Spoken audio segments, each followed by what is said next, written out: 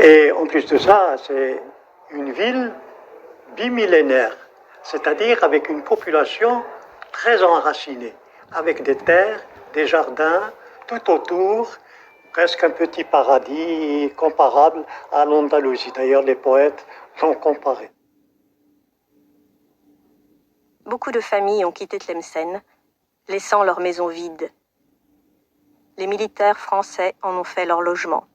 Nous pensions sauver la ville en la livrant sans lutte aux militaires français. Nous ne sauverons que ce qu'ils voudront bien ne pas détruire. L'hiver est rude, et les soldats, surpris par un froid qu'ils n'imaginaient pas si redoutable en Afrique, ont arraché les boiseries, les portes, les poutres pour en faire du feu. Ils se réchauffent les mains sur les cendres de nos biens. Certains allument leurs pipes avec des pages de manuscrits anciens qu'ils enflamment, sans prêter un regard aux enluminures qui partent en fumée. Les occupants perses, déchirent, mâchent la ville, et il me semble qu'ils l'avalent et la digèrent comme des djinns monstrueux dévorant notre histoire, effaçant d'une main plus de 1000 ans d'architecture. Il s'agit de faire disparaître tout ce qui rappelle que Tlemcen est une cité très ancienne et que nos rois étaient des bâtisseurs, qu'ils nous avaient laissé en héritage leur splendeur, palais et mosquées, nous offrant en partage la consolation dans la beauté.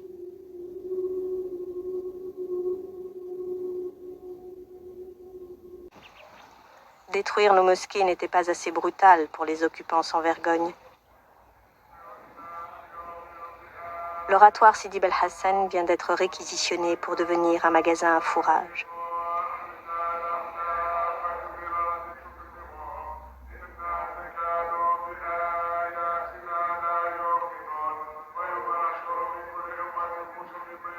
Ses proportions harmonieuses offrent au regard le repos et la douceur. Son plafond de cèdre sculpté attire le regard vers le ciel.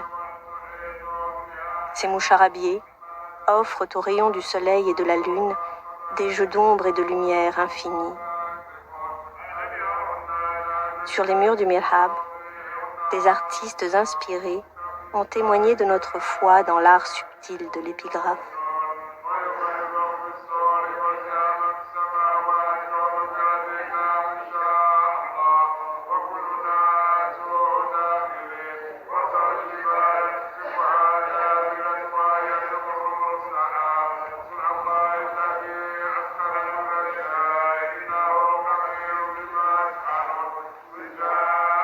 Creusant délicatement le stuc de versets du Saint-Coran.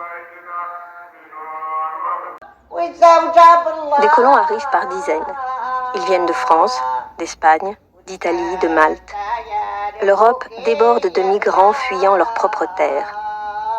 Les colons arrivent vêtus de misère, la famine dans les yeux, et leurs mains avides de posséder plus que leurs maigres bagages.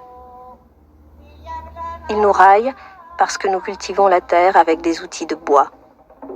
Ils nous raillent parce que nous laissons reposer le sol en jachère, parfois 2 ans.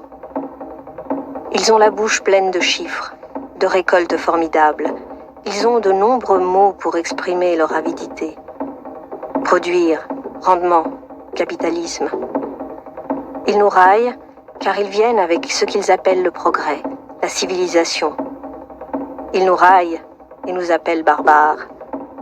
Mais ils détournent les cours d'eau, détruisent les fontaines, assiègent la terre pour lui demander non pas de les nourrir, mais de les enrichir.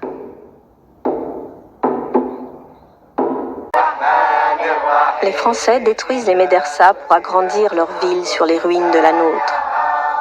Ils savent bien ce qu'ils font en brisant le savoir et la transmission du savoir.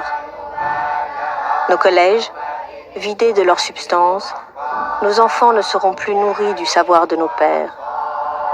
Nous deviendrons ignorants, et l'ignorance conduit à la naïveté, et la naïveté à l'asservissement. Un homme asservi n'est rien, car il ne peut rien, ni pour lui, ni pour les autres. Notre fer s'est brisé contre les armes du colon. Le calame seul peut aujourd'hui mener la guerre. Pas un chiffre exact, mais les grandes médersas, celles qui étaient d'un haut rang, si vous voulez, qui où il y avait un enseignement de niveau, ce sont celles qui ont été consignées ou indiquées chez les auteurs anciens, c'est-à-dire Tennessee ou Ibn Khaldoun, ou reprises même par Sidi Sakal, qui a été interviewé par Bargès, par exemple, donc qui se rappelle là aussi de ces cinq écoles, n'est-ce pas, 5 écoles. C'était la Madrasa al-Qadima de Oulad l'Imam, à l'ouest, comme je le disais, dans le quartier ouest de la ville, le quartier Ziyanide. Et la Madrasa al-Jadida, c'est Tashfinia, construite par Abou Hamou Moussa, Abdelrahman Abou Tashfin, pardon, puisque la première a été construite par Abou Hamou Moussa Ier. Et nous avions aussi la troisième madrasa, c'était la madrasa al-Yaqoubia, du nom de Sidi Yaqoub, qui est l'oncle de Abou Hamou Moussa II. Et aussi la madrasa d'Al-Abbad.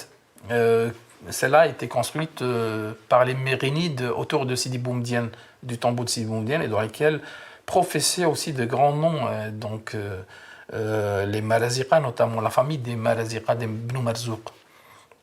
Et où a aussi enseigné Abdelrahman ibn Khaldoun, le grand sociologue et non moins donc historien Ibn Khaldoun, pendant 4 ans au niveau de cette madrasa.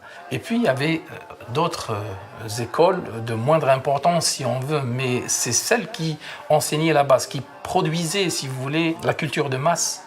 C'est là qu'on enseignait d'abord le Coran, mais également les autres sciences telles que la grammaire, la rhétorique, etc. Et plein de sciences comme cela. Et puis même les filles étaient partie prenante de cela, avaient leur droit. Donc la gente féminine avait dans cet espace donc, ce droit de suivre des cours, etc.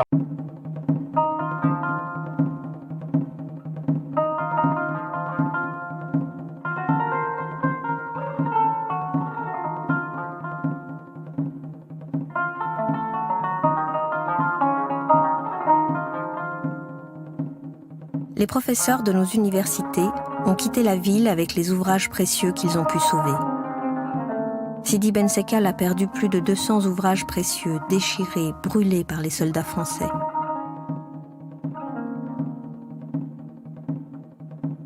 Et je revois en pensée les manuscrits dispersés. Je redis les noms des auteurs qui firent la gloire de notre savoir, ceux que nous avons étudiés, copiés, chantés. Ô voix qui ont résonné dans nos cœurs et nos écoles, ô voix qui ont fait vibrer au monde la gloire de l'étude, du savoir, du partage des sciences, du débat et de la controverse.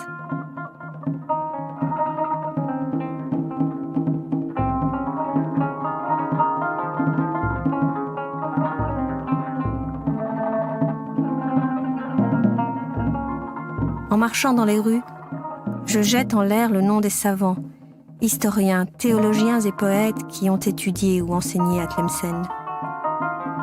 Héritage prestigieux. Comment le transmettre à présent?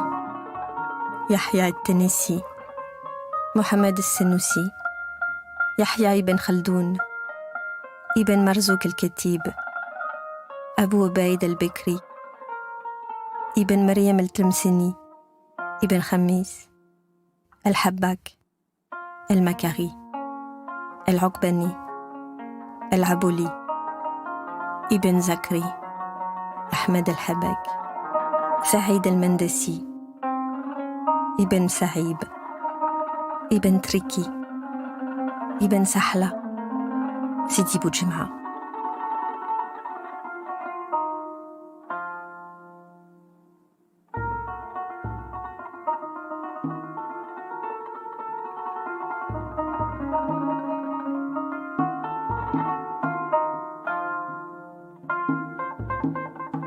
Lorsqu'on avait fait la comparaison entre les Français et les Algériens, du moment où on avait dit que les Algériens n'étaient pas aussi analphabètes qu'on le disait. Presque tous connaissaient la lecture et l'écriture, même au niveau des femmes. Et donc beaucoup beaucoup de maisons, beaucoup de mausolées, mais surtout de mosquées et de madrasas ont disparu comme cela. Nous avons, pour exemple, une inscription sur du marbre au musée de Tlemcen, une inscription de Bien Habous, qui nous informe qu'il existait une mosquée, par exemple, au niveau de Darb Oulad l'imam. Ça a été fait sciemment. Les Français ont su quelque chose. Il y avait un architecte de grande valeur, M. Dutoit, qui est venu étudier le bâti de Tlemcen, et il a mis le point sur la Tachfiniya. Et à chaque fois qu'il faisait un rapport pour dire quelle est la valeur de la Tachfiniya, à chaque fois les Français, les politiques, voulaient la détruire. Et depuis 72 jusqu'en fin 75, 1875, ils demandaient toujours à ce qu'on préserve cette médersa. Et à chaque fois, le rapport disait il faut la détruire. Pour la simple raison qu'elle représentait l'art zianide dans son summum. Et il ne fallait pas montrer qu'en Algérie, il y avait un État. Donc, ce n'est pas un produit, le produit algérien ou tlemcenien était à éliminer. Mais par contre, au moment même où ils ont détruit la médersa Tachfiniya, ils vont restaurer Mansoura. Ils vont restaurer Sid el-Halwi et ils vont restaurer le Sidi Boumdine. Ce sont des lieux des Mérinides. On les restaure, mais ce qui est zianide, il fallait le détruire.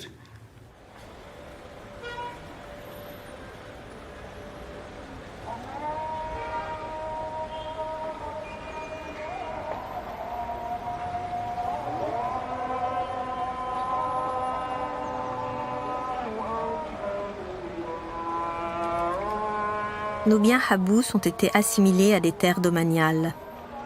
Bien des mosquées, des zaouïas, terres individes de tribus. Tout est avalé par la voracité des colons. Dans le mépris total de nos coutumes et de nos lois religieuses. Harassés d'impôts, dilués dans leurs lois, nous sommes ravalés au rang de grands enfants dociles que les Français contrôlent et gouvernent. Artisans, commerçants, vieilles familles de Tlemcen organisent une résistance secrète pour garder nos traditions, les transmettre, afin que ne disparaissent pas avec nous la Qassida, le Melhoun, la Sanha, la Harnata, afin que ces mots ne soient pas que des mots sans chair, sans résonance, afin que nos mots redeviennent nourriture de l'âme, prière et savoir, afin que nos mots chantent à nouveau. Choir, citadelle des anciens rois, n'est plus. Si les murs sont restés debout, les soldats français ont rasé les palais. Dar el-Moulk, Abi Fiher, Darbaïda. Le monument, le joyau de l'Occident musulman, c'est-à-dire la Tachfiniya, une université qui occupait une partie de la place de l'Indépendance ou la place de la mairie anciennement, et qui également touchait une partie de la mairie, celle qu'on vient de restaurer, tout ça était cette université. Et selon le grand spécialiste de l'art arabo-musulman, Georges Marseille, c'est un joyau de tout l'Occident musulman. Alors là, bon, au début, on n'a pas voulu le toucher, on a fait ce qu'on en voulait. Il a fallu attendre le début de la Troisième République, c'est-à-dire 1873. Il y a une divergence entre les historiens. Bon, que ce soit à 73 ou 75, finalement, la Tachfiniya disparaît. Savons-nous que ces destructions sont les plus dévastatrices ?